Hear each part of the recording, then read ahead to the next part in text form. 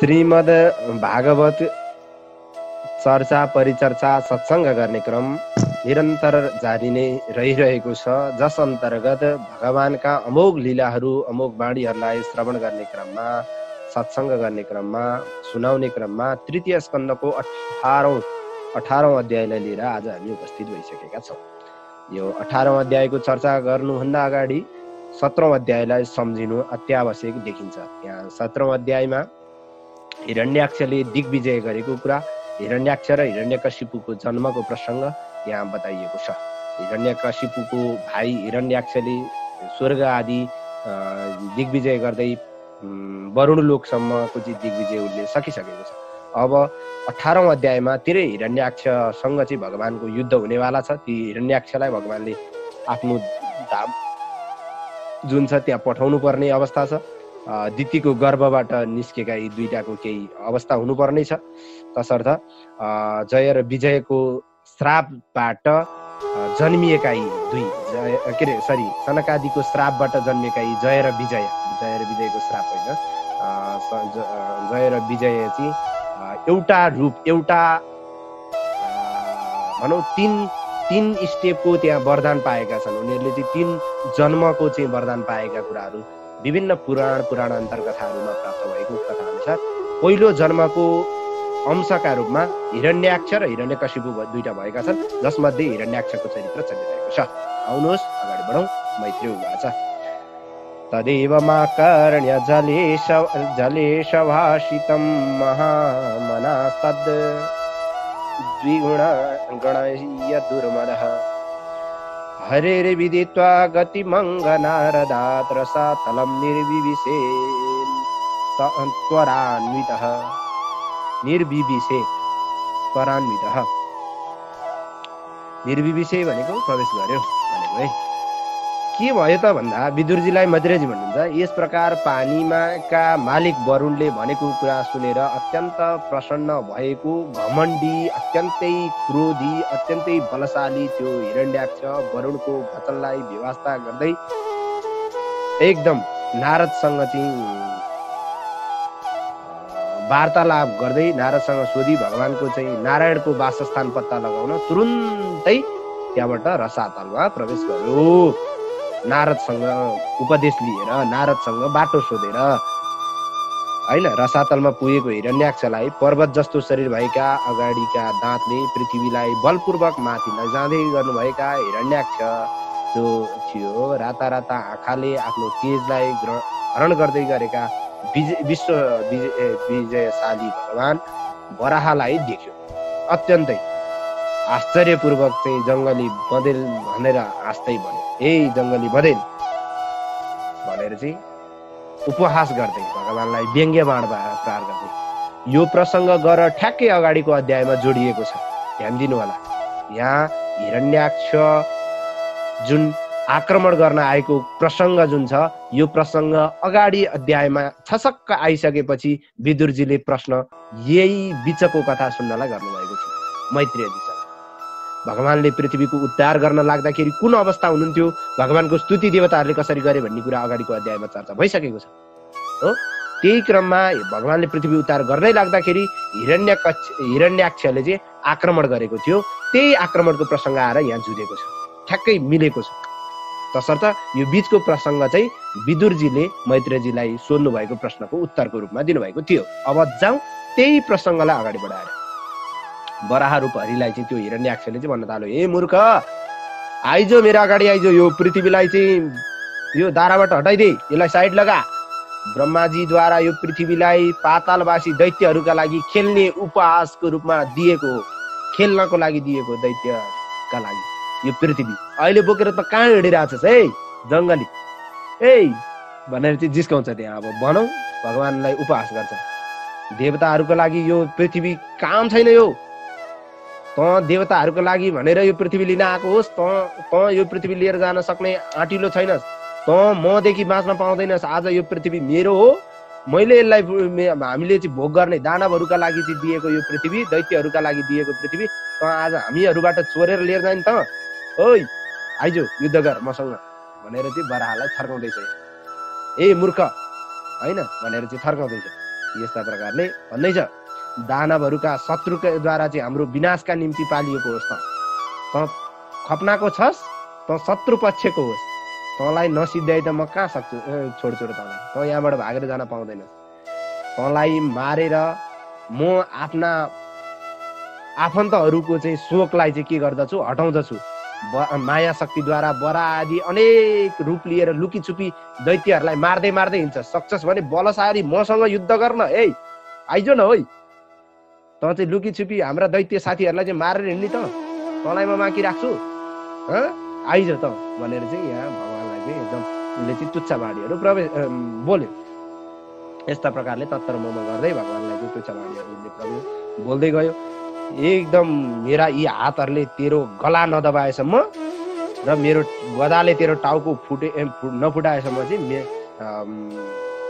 यहाँ चाहिँ मेरा दाजुभाइलाई मेरा आफन्तलाई चाहिँ खुसी हुनेवाला छैन हैन मेरा हातहरूले चाहिँ प्रहार गरिएको गदाले टाउको फुटेको मरेपछि जे जति ऋषिहरू र देवताहरू तँलाई पूजा गर्दथे ती सबै आफ्नै जरा नभएका वृक्ष जस्तै आफै नष्ट हुन्छन् मेन जरोको रूपमा रहेको तँलाई मैले सिद्ध्याएँ भने ती अब रुख त फुतफुत ढलिहाल्छन् तेरो आडमा त तिनीहरू जङ्गिरहेछन् कराइरहेछन् तँलाई नै मैले सिद्ध्याएँ भने त तिनीहरू त मेरो अगाडि केही चल्दैन तिनीहरूको बस ठुलो कुरो गरेर हिँड्छस् बडा रूप धारण गरेर खुब आफूले आफूलाई ठुलो मानेको छस् होइन बडा रूप धारण गरेर हिँड्छस् भनेर भनिसकेपछि यस्तो वराह भगवानले चाहिँ हिरण्याक्षको चाहिँ यस्तो क्रूर एकदम अत्यन्तै दुर्वचनबाट चाहिँ भइसकेपछि आफ्नो अगाडि भएको पृथ्वीलाई आफ्नो दाराले उठाएको पृथ्वीलाई डराएको देखेर गोहीद्वारा आक्रमण गरिएको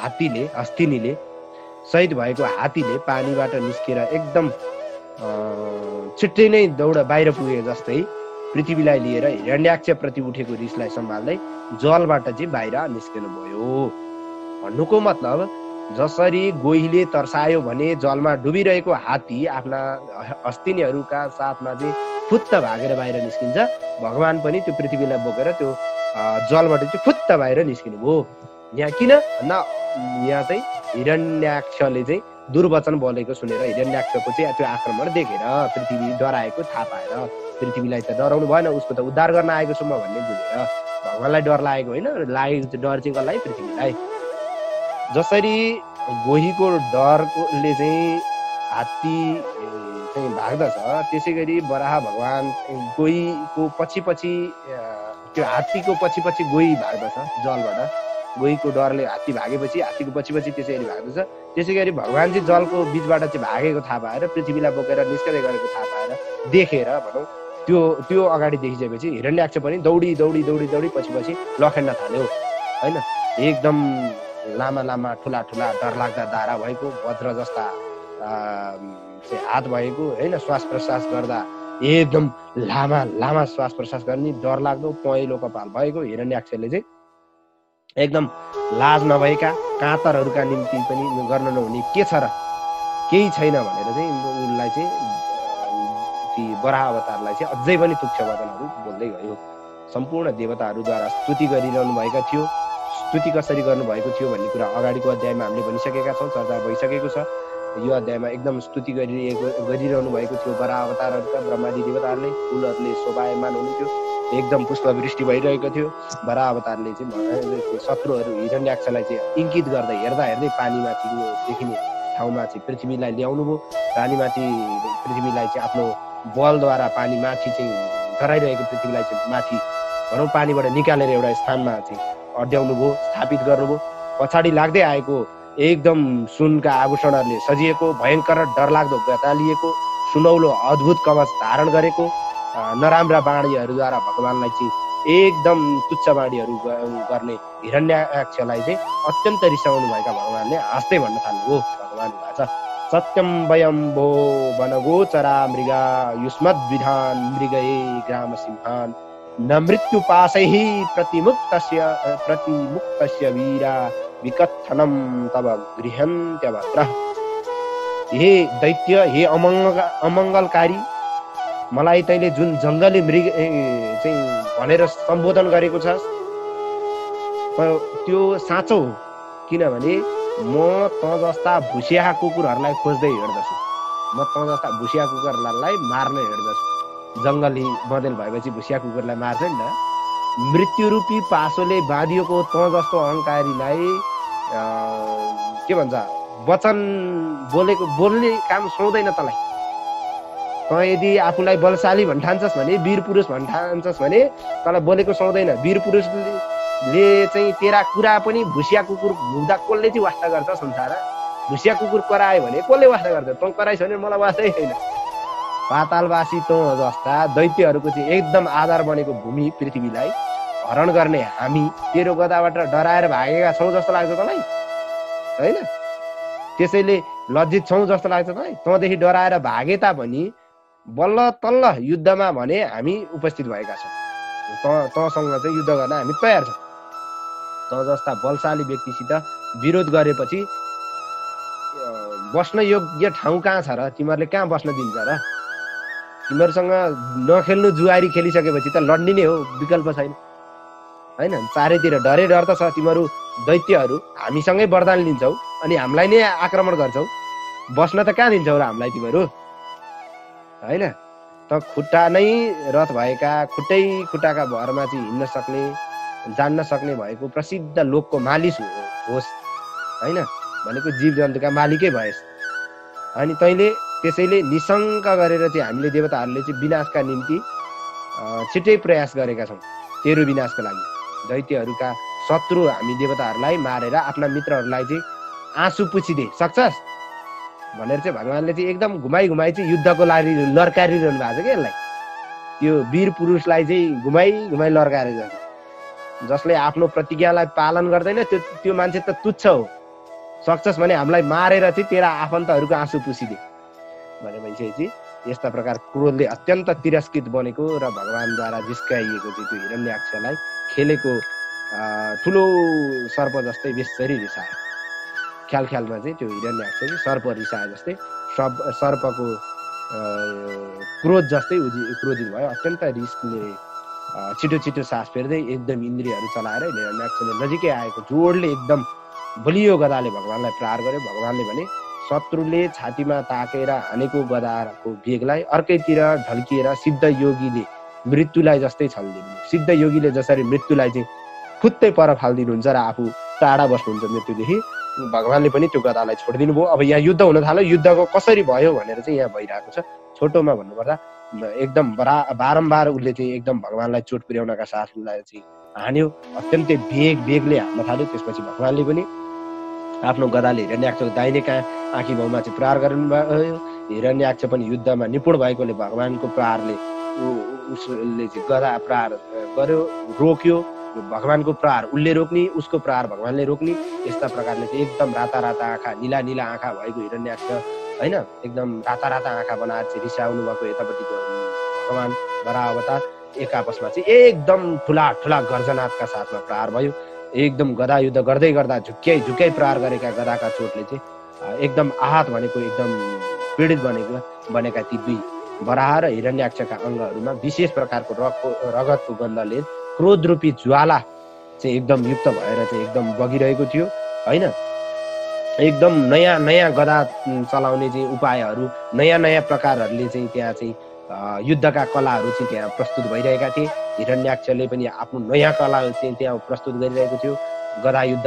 अनि के अरे वराह अवतारले पनि आफ्ना युद्ध चाहिँ एकदम भयङ्कर नयाँ प्रविधिका साथमा चाहिँ उ गरिरहनु भएको थियो। गदा युद्ध चाहिँ एकदम दुई पक्ष चाहिँ एकदम यो मातेका साँडेहरूको जुधाइ जस्तै भएको थियो। एकदम दुवै बलिया साँडेहरू चाहिँ त्यो के भन्छ नुवाकोटमा चाहिँ तारुकामा चाहिँ हुन्छ नि माघे सङ्क्रान्तिमा चाहिँ गोरु जुधाइ, त्यस्तै प्रकारको युद्ध चाहिँ अब त्यहाँ चाहिँ अहिले हामीलाई देख्दा चाहिँ त्यस्तो प्रकारको हुन त त्योभन्दा धेरै विशाल हो। भगवानको युद्ध हो यो, भगवान र हिरण्याक्षको युद्ध हो। देख्दा चाहिँ त्यस्तै प्रकारको भनेको साँडेको युद्ध जस्तै यहाँ उपमा गरिएको छ। यहाँ चाहिँ माथिपट्टि चाहिँ एकदम सुस्मिडो एकदम मत्त साँडे जस्तो इव भनेको छ माथि। हेर्नुहोस् त, सुस्मिडो मृद इव व्यधात भनेको एकदम दुईटा साँडे जुधेको जस्तो चाहिँ शोभायमान भइरहेको थियो त्यहाँ। दैत्यराज हिरण्याक्ष र यज्ञमूर्ति भगवान लीला पुरुषोत्तम भगवान वराह अवतार जो हुनुभएको थियो उहाँहरू बिच चाहिँ एकदम पृथ्वीको विषयलाई लिएर एक आपसमा एकदम रिसाउँदै लडाइँ गर्ने भएपछि त्यो युद्ध हेर्नको लागि मरीचि आदि ऋषिहरू पनि ब्रह्माजीका साथमा युद्धभूमिमा आइपुग्नुभयो। आइपुगिसके पछाडि हजारौं ऋषिहरूद्वारा चाहिँ घेरिएका भगवानले ब्रह्माजीले अनायास उत्साहले चाहिँ भरिएको एकदम भय भएको एकदम प्रत्येक त्यो आक्रमणको प्रतिकार गर्दै गरेको र जित्न नसकिने किसिमको चाहिँ पराक्रमले युक्त भएको हिरण्याक्षलाई देखेर प्रथम वराह रूप भगवान श्री हरिलाई चाहिँ भन्न थाल्नुभयो प्रार्थना गर्दै कसले भन्दा ब्रह्माजीले ब्रह्माजीले भन्नुभयो हे भगवान यो दुष्ट एकदम डरलाग्दो दुष्ट शत्रु रहित महाशक्तिशाली महाकण्टक हिरण्याक्ष दैत्य मबाट वर प्राप्त गरेको छ। यसले चाहिँ मबाट वर प्राप्त गरेर हजुरका पाउमा परेका ब्राह्मण देवता गाई हैन एकदम पाप रहित अन्य प्राणीहरूलाई पनि दुःख दिँदै आफूसँग लडाउँदै संसारभरि घुमिरहेको छ। हे भगवान अनौठो माया शक्तिले चाहिँ सम्पन्न बनेर यो मातिएको छ, स्वेच्छाचारी बनेको छ, अत्यन्त दुर्जन बनेको छ। यो दैत्यलाई रिसाएको सर्पले लाई चाहिँ बालकले खेलाए जस्तै नखेलाउनुहोस् धेरै, किनभने रात पर्न लागेको छ अब हैन। यहाँ चाहिँ विशेष गरी भन्दै हुनुहुन्छ हे भगवान हे अच्युत हे यज्ञ पुरुष यो क्रूर पापी हिरण्याक्षलाई चाहिँ आफ्नो शक्ति बढ्ने यो जुन रात्रिकालीन आउन नदिनुहोस् भनेको युद्ध गर्दा गर्दै रात पर्न लागेछ के। अनि रातमा राक्षसहरूको जुन शक्ति भनौँ यिनीहरूको चाहिँ शक्ति चाहिँ दुगुणा हुन्छ अरे, 2 गुणा। जब साँझ परेर चाहिँ रात पर्न थाल्छ यिनीहरूको शक्ति चाहिँ 2 गुणा हुन्छ माया शक्ति हैन। तसर्थ यिनीहरूलाई चाहिँ सन्ध्याकाल आउनै लागिसकेको छ हैन। यिनीहरूको शक्ति बढ्नुभन्दा पहिले नै आफ्नो शक्ति प्रहार गरेर चाहिँ यसलाई चाहिँ मारिदिइहाल्नुहोस्। यसले अहिले साँझ पर्यो भने यसलाई मार्नको लागि हजुरलाई अझै कठिन पर्न सक्छ। हे सर्वात्मा हे सर्व अन्तर्यामी हैन लोकको विनाश गर्ने डरलाग्दो अन्धकारले युक्त भएको सन्ध्याकाल आउँदैछ। त्यसैले सन्ध्याकाल भन्दा पहिले नै देवताहरूको जित गराइदिनुहोस्, देवताहरूको रक्षा गर्नुहोस् भनेर चाहिँ यसरी भन्नुभयो। त्यति बेला यो अभिजित नाम गरेको शुभ मुहुर्त गइसकेको छ। त्यसकारण हजुरको शरणमा परेका हामीले कल्याणका लागि अरूले जित्न नसकिने यो हिरण्याक्षलाई हजुरले चाहिँ छिटै नै जितेर देवताहरूको विजय गराइदिनुहोस् भनेर चाहिँ भन्नुभयो। अभिजित नाम गरेको यो जुन मुहुर्त पनि कटिसकेको छ, साँझ पनि आउन लागेको छ। साँझ आएपछि यसको शक्ति दुगुना हुन्छ। तसर्थ हजुरकै आज्ञाले असुर कुलमा जन्मिएको यो मार्न लायक वध गर्न योग्य यो हिरण्याक्ष हामी सबैको डरको केन्द्रबिन्दु हो। हामी सबैलाई चाहिँ युद्ध गर्दा आफैलाई चाहिँ युद्ध गर्दै गर्दै हामी सबैलाई हराएर चाहिँ हजुर सामु आइपुगेको छ। यसलाई युद्धमा पराक्रमपूर्वक मारेर सम्पूर्ण प्राणीहरूलाई चाहिँ सुखपूर्वक बस्ने अवस्था दिलाइदिनुहोस्, हामी देवताहरूको रक्षा गर्नुहोस् भनेर चाहिँ ब्रह्माजीले भनिसक्नुभयो भन्ने कुरा चाहिँ इति श्रीमद् भागवती महापुराणे पारमेंशम संहितायां तृतीय स्कन्धे हिरण्याक्ष वधेष्टादशोऽध्याय 18औं अध्यायमा हिरण्याक्षको उद्धार गर्नको लागि देवताहरूले चाहिँ प्रार्थना गर्नुभएको प्रसङ्गको यो भगवत परिचर्चालाई पूज्य गुरुवरका चरण कमलमा र भगवान श्री हरिका चरण कमलमा विश्राम गरौँ। ओम अस्तु परिपूर्णम। श्री कृष्णार्पणमस्तु।